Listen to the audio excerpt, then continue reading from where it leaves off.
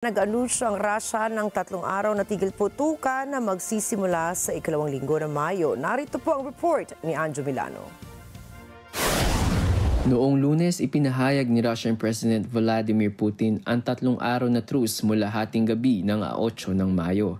Ayon sa Kremlin, ipinag-utos ni Putin ang buong pagtigil ng labanan upang alalahanin ang ika-80 anibersaryo ng Russia's Victory Day sa 9 ng Mayo. Nanawagan rin ang Russia sa Ukraine na umayon sa truce, subalit nagbabala ito na kung lalabag ang Kyiv, sasagot ang Moscow ng sapat at epektibo. Binigyan diin ng Kremlin na minsan nang idineklara ng Russia ang kahandaan nito ukol sa usapang pangkapayapaan na walang preconditions.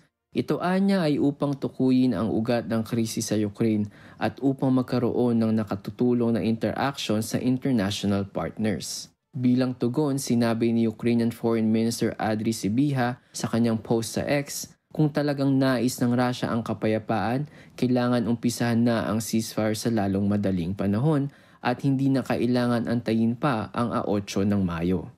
Sinabi rin ito na handa ang Ukraine na suportahan ang pangmatagalan, kapanipaniwala at komprehensibong ceasefire na tatagal ng hindi bababa ng 30 araw.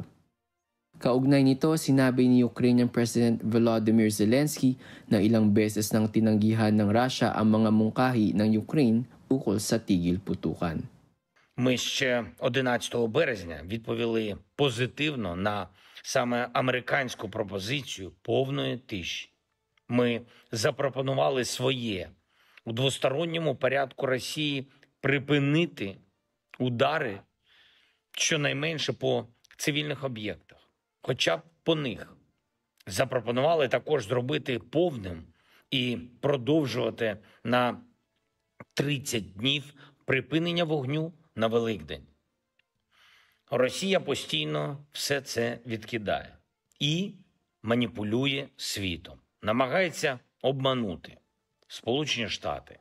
Inakusahan ni Zelensky na ang mungkahi ng Russia ng 3 araw na ceasefire ay isang pangongontrol o pagmanipula ng sitwasyon. Anya, hindi na kailangan antayin pa ang 8 ng Mayo.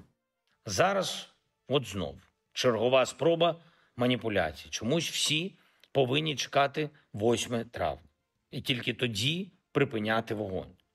Щоб забезпечити Путіну тишу на час параду. Ми цінуємо життя людей, а не паради. І саме тому ми вважаємо, світ вважає, що немає причин чекати 8 травня. І вогонь має бути припинений не на кілька днів, щоб потім знов вбивати. Негайне, повне і безумовне припинення вогню. Щонайменше на 30 днів, щоб було гарантовано і надійно. Це те, що може дати основу реальній дипломатії. Ayon sa Ukrainian President, ni minsan ay hindi ginusto ng kanilang bansa ang labanang ito at handa ito makipagtulungan sa mga kaalyadong makakatulong sa pagtamo ng kapayapaan at garantiyang pangseguridad. Anjo Milano para sa mata ng Agala International, trusted, connected, on point.